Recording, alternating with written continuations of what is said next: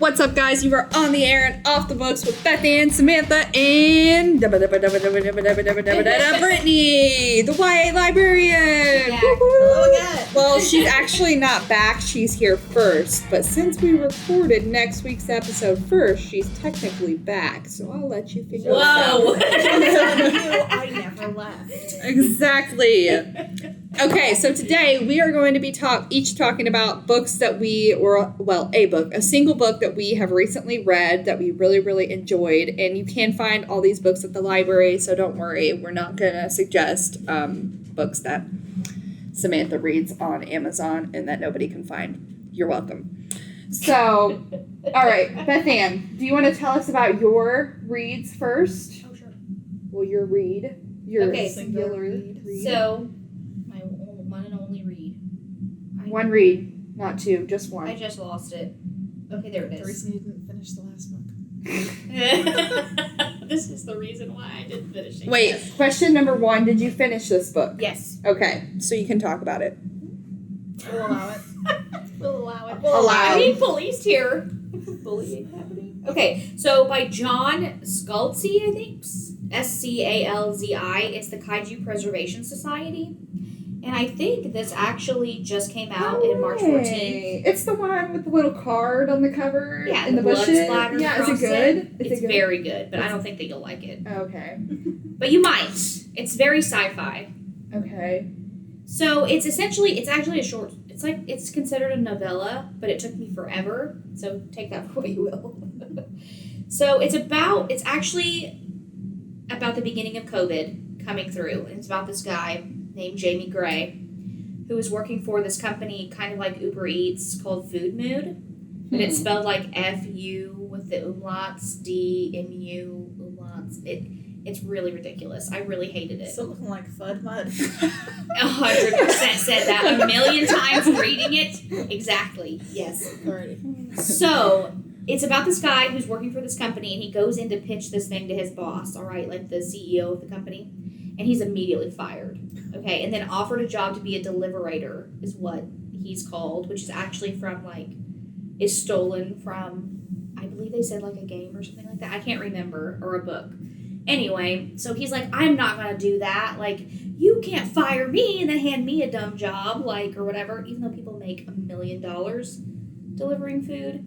Anyway, so he's mad, and he goes home, and he realizes that he's going to, lose his, apartment, and his friends are going to be homeless.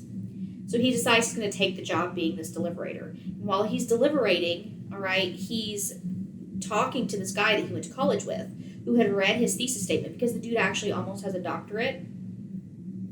And so the guy at his last deliberation is like, this is my last delivery to you for all of your Thai food that you eat in copious amounts. And the guy's like, oh, let me give you my business card, and I think you'd be perfect for this job because this guy quit. He's just like, oh, well, what's the job? And he was like, it doesn't matter because it makes $125,000 a year. We pay for your housing. He's right, it doesn't matter. You are correct, sir. So he's just like, go today, take the job, and be there or whatever. Turns out there's this alternate dimension of Earth, okay, that they go through this nuclear reactor to get to. So it's Earth right now, but side by side in time. Does that make sense? Yes. Earth, but slightly to the left. Yes. Exactly. And so when they get in there, this Earth has developed kaiju. Do you know what kaiju are? Is it a disease? No. I feel the giant monsters. Giant monsters, right. I was close. Godzilla is a perfect example of a kaiju. And so, in this book, they say, where do you think Godzilla came from? It is so good, though. Okay, listen. So, it's about them preserving these monsters because these monsters are actually walking nuclear reactors. And it talks about, the science and how this Earth has developed into creating these monsters and sustaining them. And how they are, these whole ecosystems. Okay, it sounds really dumb, but it's not, I swear. It is so good because it's action-packed as well because they have to fight the creatures on these monsters to preserve them. And what's so interesting is that when we built nuclear reactors in our world, it creates a tear in our world so that they think that these nuclear reactors are food, so they pass over into our world and they like terrorize and die. So it's all about how this organization is trying to save these two coexisting like planets that are side by side, and how like when we like these nuclear reactors blow or we test these bombs, we're opening these worlds to like millions of different like galaxies and things like that. Sounds like science. It is a lot of science, but they do it well, and it's not boring. And like, I think it's so cool because like it's almost a kind of believable to me in a way, and also like in the midst of all of it, a kaiju gets stolen, and like you have to like he has to go and try to find it and bring it back. And mind you, they're like these colossal structures. Okay, How do you hide something that big? exactly. People get murdered. Like there's a bloodbath. Like the parasites that live on the kaiju are like these murderous creatures that want to eat your face, and like it is actually very good along with being really nerdy. And it was one of the best things I've read in a long time, and I love it. It is so good. So yeah, 5 out of 5. You know, read it. It's on all the things. We have it online, etc. That's what I read. This is the reason that you haven't read the other book. Yeah, it is. Fine. It's okay. It's so good though. You guys have to read it for 100%. I definitely saw it and was like, But It now is that really good. I don't know if I'd like it because it's like super sci-fi. It is definitely more sci-fi. There's like, obviously there's zero or any kind of romance in it. It's just definitely like this alternate dimension universe kind of situation, and then learning about that and like how the world is created and how these monsters exist. And if you're not really into like knowing a lot of like different theories for like, I mean, they talk about chemistry, they talk about like physics, they talk about like geology. Like it's very good though. It's worth the read, I think. It was very educational and very interesting and very fun. And I laughed. So, Brittany, what have you read? Your single read. Give me a minute to pull it back up. So, the book that I have read recently that I am giving to all of you, hint, hint, nudge, nudge, is Iron Widow by Jiran J. Zhao. I'm probably going to butcher all of these names, and I apologize for that. I am quite white. that was the best. Hashtag facts.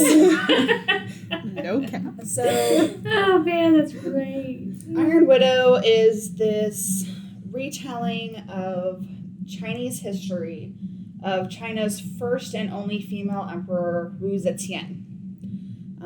And it's also kind of described as Pacific Rim meets Handmaid's Tale. And this is for YA readers, but I would kind of put it on like the older part of YA. Okay. Simply because of content. Yes. It's a little spicy. Okay. It's a little spicy. So it is a romance. It is a Spicy romance. Historical romance? No. Okay. A little slide there. No. It's kind of a no. Okay. All right. Because it's a very fantastical retelling of Wu Zetian. Okay. So basically, in this world, it's kind of like, so at some point in China's history, and like maybe the world's history, but specifically China's history, they were attacked by these creatures called the Hundan. And they're like these mecha aliens. Okay. Yes. Okay. And it kind of like it set back their history quite a bit. Oh. So like socially and in some of their technology, they're very like set back a lot. But like they also have things like super like futuristic tablets that they use. So It's this a is very- sci-fi too? Yeah, it's a very weird kind of dichotomy that they have going on, but it works. I like it. And to fight these mecha aliens, they currently lurk beyond the Great Wall. And to fight them, they have these giant mechas called chrysalises. And they're giant transforming robots. Dude, I love this. And to pilot them, they need a male pilot and a female pilot. That's where the romance comes in? Mm, Okay, I'm making speculation. this might upset you. Oh no. But like the rest of it, I think you're gonna enjoy it. Okay. So it needs a male pilot and a female pilot, and the male pilots are able to sacrifice their female pilots to do super powered attacks with these chrysalids, and so it's pretty much like set in stone. Female pilots, they go there, they're most likely they're going to die, and then their family gets like a crap ton of money. That is for them. bull. So Bethann, she's 18, and her sister went off to, and it's considered like this great honor, right? Of course it is. For them to do this. So her sister went off to be. They're called concubine pilots. Her sister went off to be one, and her sister dies. And we know this from the beginning of the book. So her sister dies, but she doesn't die inside the mech. She's killed by the male pilot somehow, some other way. We don't actually know, but she's killed outside of that mech. Her family gets nothing for it, and like no one actually cares except for Bethann. So Bethann is like, okay, here's what I'm going to do. I'm going to go sign up for this, and then I'm going to find the guy that did it, and I'm going to kill him. Dude, this is getting better. And like that is her whole plan, is to kill this male pilot. She has zero plans on actually going into the machine. She plans to kill this guy, and then that's going to be the end of her life, because she knows that they're not going to allow that. So she goes, she's chosen by this guy, and she's like, okay, I'm going to kill you. Well, suddenly the Hunduns attack. Oh, dang. And he's like, all right, we got to go and we have to get into this Priorities. machine. And he brings her along into the machine. And she gets hooked up into it, and they're off, and she's like, I don't know what's going on. And suddenly, like, she's, like, feeling, like, being in the machine, and she's hooked up to it, right? And they're doing this attack, and she can, like, feel his presence. And she's so pissed off with him and so scared about what's happening that she does the reverse. She uses his life energy. Oh, dude. And drains him dry. And pilots this thing, and everyone is confused about it, right? They're like, what is going on? She kills the male pilot and controls the mech. Ayo. I have to read this. And that's like the opening What's it of called this again? book. Iron Widow. Iron Widow. What a good name. I see it now. Yes. This is going to And be so- good. So basically, they don't want to kill her because she's very powerful. She's able to control she has a lot of power to control these mechs. But they also don't want to risk their other male pilots on her, because once she gets a taste of power, she's not giving it up. And I think that's my favorite part about her character, is that I feel like a lot of books like this, you could fall into the trope of, oh no, I need to be a good person and a moral person. Bethann is not a moral person. She's just like... She's not. Like, she's a hero, but she's a hero for herself. Because in the society that she has grown up in, like, women are not valued. They're called concubine pilots. Yeah.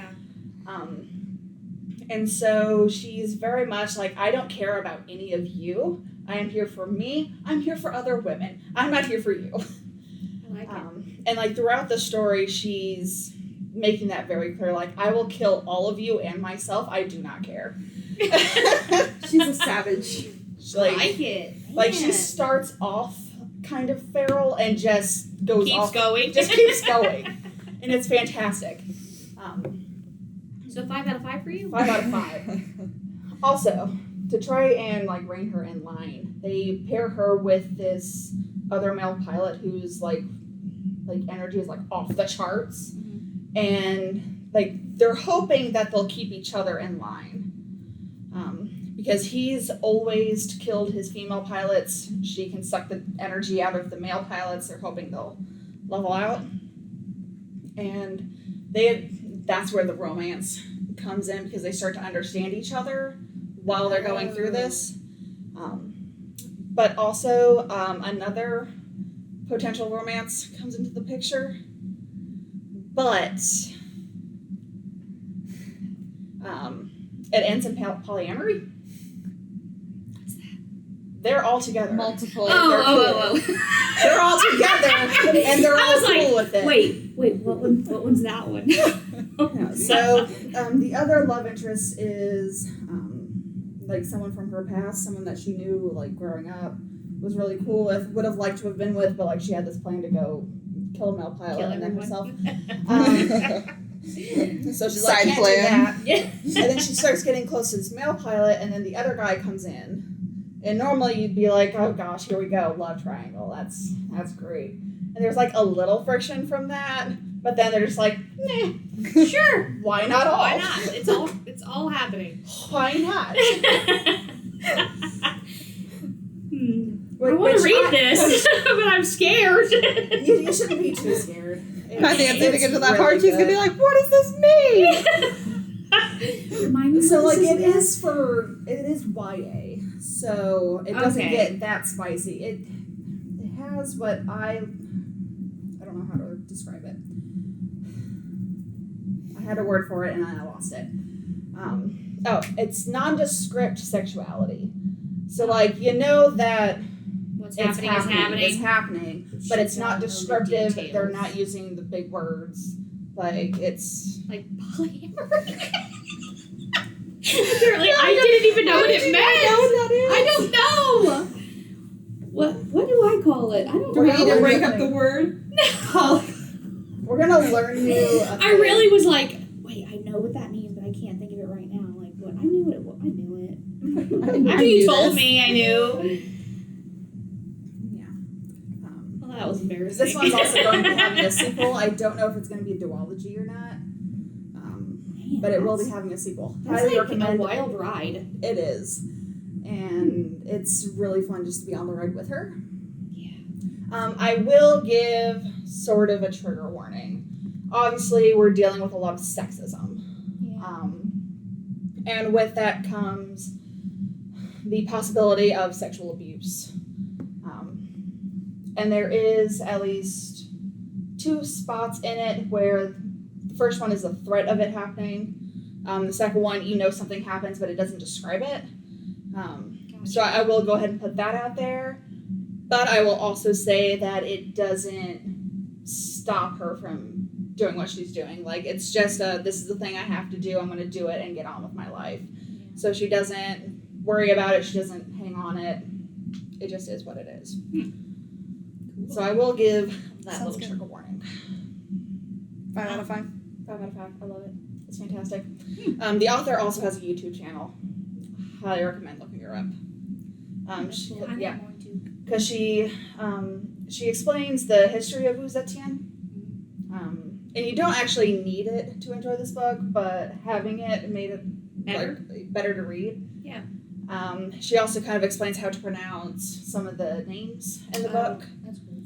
And then she does her own thing where she talks about Chinese influences and culture in other movies and media. Like one of her first videos was talking about Mulan, the original animated version, and rating how they did incorporating Chinese myth and history and whatnot. It's really interesting. Highly recommend. Cool. I like it. I think I've talked enough. Samantha. Well, I'm going to try to control my word vomit because you guys know that I word vomit when I describe books. Okay, so all right, let me gather my thoughts. Okay, they're gathered. Okay, so the book that I read that I really, really loved, it was like a 20 billion out of 5 or a 20 billion out of 10 if you're me. It's called Kingdom of the Wicked by Carrie Maniscalco, and this is a trilogy. The 3rd book has not come out yet. So, okay, here we go. We're diving in. Diving in, head first. Might hit your head on the bottom. Okay, so Not too hard. dive lightly. So this book is about a girl and her twin. Their names are Amelia and Vittoria. Not with a C, just with 2 T's, Vittoria.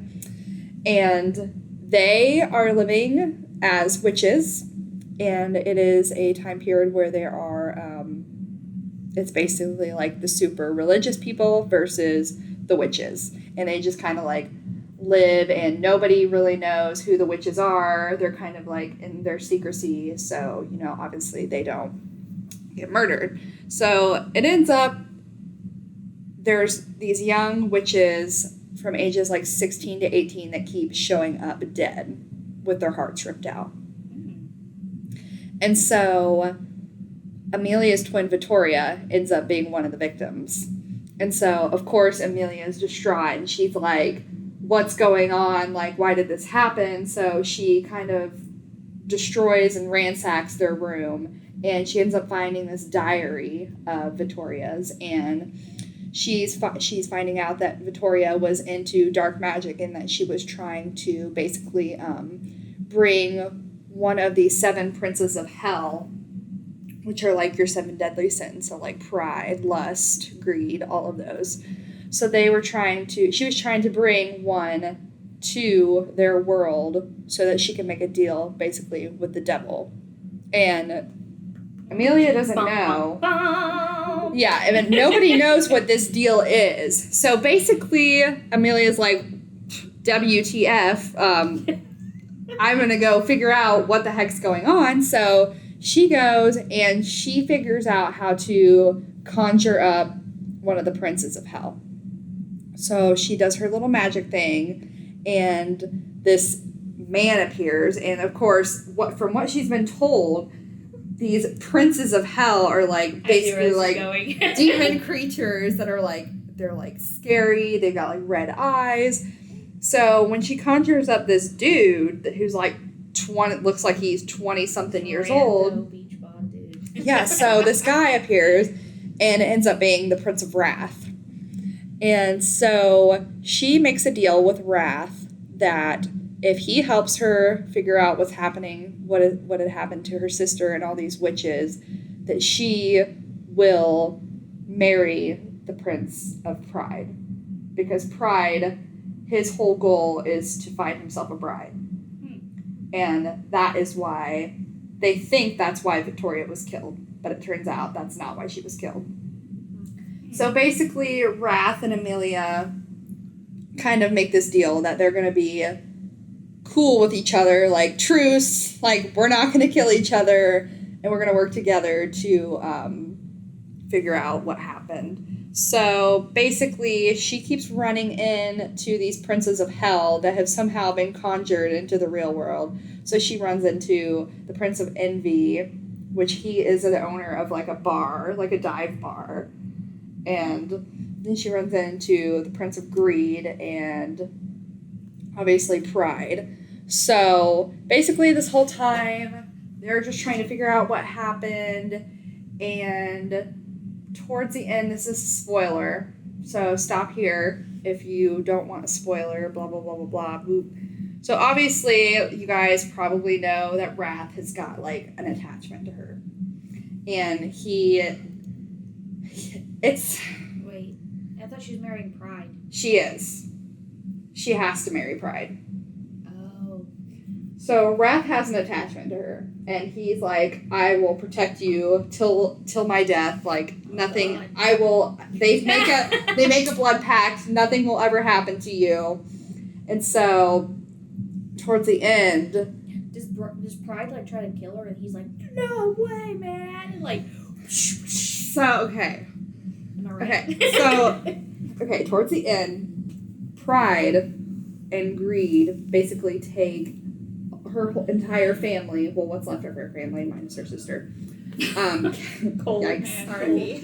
and some of her friends captive, and he tells her, you sell your soul, you sign this paper saying, I'm signing myself over to the House of Pride, and you sell your soul to me. And so she, to save her family, she signs her soul over to the House of Pride. She doesn't? Man, So, seriously. this is where it gets bad. I'm just spoiling the whole thing, because you know what? I don't care. It's good. It's so good. This is where it gets bad. So, Pride basically, like, guts Wrath right in front of her, like, right up the middle. But don't worry, he can't die. He's a prince of hell. And so, he gets conjured back to hell. And then all of a sudden, like, Pride is like, well, obviously now we have to go down to the underworld because, you know, you have sold your soul to me. So they get poofed down into the underworld. And so Wrath is waiting for her there. And he's like, I'm going to be the one to take you through the 7 gates of hell. Like, I'm going to be the one that will walk you through. Soul back? So she has to walk through the 7 gates of hell to see which house she aligns with. It's Wrath, isn't it? I don't know. Even though it ends on a cliffhanger. Oh. So, yeah. So basically, she is, by the end of it, Wrath tells her, like, you can tell he has emotion for her, but he's like, I have no emotion for you. Like, this was all a lie. What my job is. Been that way. Yeah. My joke's on you. I thought I had feelings. Turns out I don't. My theory is that he already knows that she's going to align with the House of Wrath, and that he is tricking Pride because he knows that she's going to have to stay in the House of Wrath if that's who she aligns with. So why did she sell her soul if it doesn't matter? I don't know. It was a giant cliffhanger. It's the drama. It sounds like too much because Pride doesn't even care. He's just prideful. He just wants to keep her just because. Oh, that is Pride.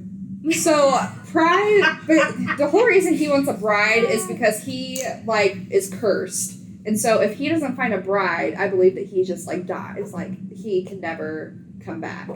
So if he doesn't find himself a bride in a certain period of time, so you can't find somebody who loves you for you. You have to go snatch somebody out of nowhere. Stoke that ego. So he's been trying. The reason the witches are dying is because he's been, like, choosing them as his bride, and the members of the church have been murdering them.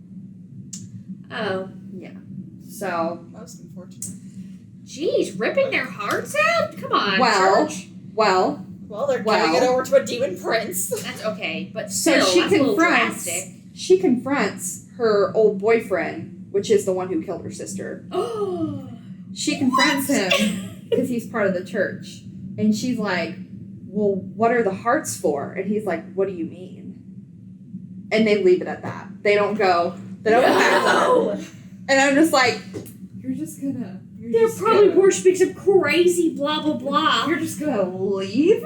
You're just going to leave it there? And you're not going to tell us who? Okay, you don't just stockpile human hearts for no reason. Okay, so if it's not the church keeping these human hearts, and I bet it's not even the church. I bet it's some, like, rival something. I don't know. Some crazy witch. Rival crazy witch. Rival crazy witch that wants to marry Pride. They talk. Yeah. What if it is his wife? And then it's like, I have all these hearts for you because I'm the only heart you need. Or what if it's like, what if it's a fellow witch and she's like taking all the hearts because she wants to marry Pride? That's what I'm saying. It's like the only heart you can have is mine. So until then. What if it's her best friend? She has a best friend named Claudia. And she was like, no, Claudia! No! This is all speculation at this point. We don't actually know what's happening. We're making theories here. We're investigating. Oh, no. Okay. But, like, when we get into the second book, I know I'm not supposed to talk about the second book, but I've only read, like, 1 chapter, so it's fine. So the second book is basically, like, Wrath taking her through the gates of hell. And him falling more in love with her and then not admitting it because he's too actually prideful. I hope he falls in love with her. I know that they're... Well, they're in love, you said, they're right? in love. Well, okay. They don't say. Like, Wrath obviously loves her because his name's Wrath, and how could you not love a man whose name is Wrath? Wait. She loves him or he loves her? They both love each other. No. But they don't. She knows. It's like this hard to get thing. Like, she makes it obvious. You like me, and I like you, but we're going to play around for 8 chapters until... But since she's aligned herself, since she's sold her soul over to Pride, she's like, basically like, yeah, screw you, Wrath, you betrayed me. I'm going to go, because you know what? Who cares? Because I'm going to have to be forced into it anyway. I'm just going to go hang out with Pride over here. Just chill. I guess. Here's my soul. See House of Pride. I didn't know marriage was selling your soul. Well, you're selling your soul to a devil prince. You know how you sell your soul to the devil? People say that. But now he's a prince. And they talk about the devil in the book, but they say that the devil he's like this mysterious, like nobody That's knows really weird. him. Yeah. So is it like their dad or something? Do they have I don't like, know. an angsty relationship with their father? I think they're gonna reveal that in this book. So But odd. yeah, so Interesting. I've learned a lot. it's really, really good. It definitely gives like small favors, like setting type vibe. Okay, I can see that kind of, but you went way off the rails because it's nothing like I told small you favors. word vomit, guys. Like once I started talking about it, it's whoop, slipping out. Well, now you Slip and know. slide, You don't have to read the book. Yeah.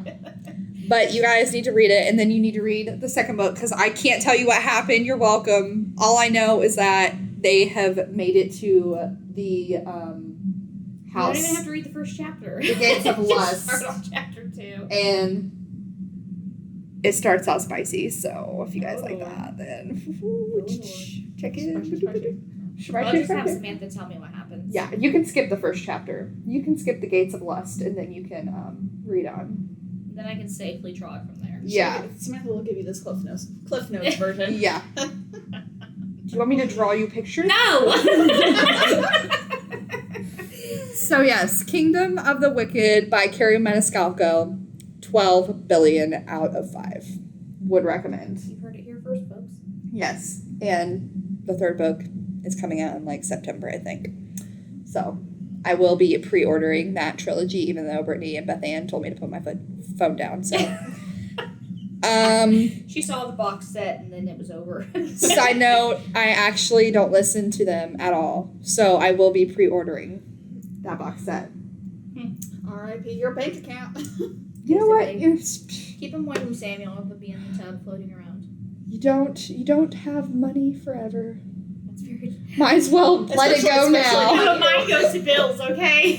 Might as well just throw it away now. Oh, Some of us have bills, Samantha. that's right. I'm so. Listen, I have bills, but She said, I do have bills. books, bills. Bills. Yes. Okay. Box set bills. So as we said in our next episode, because we recorded out of order, so you're in This the is past. like podcast inception. We are talking in the future now. What timeline?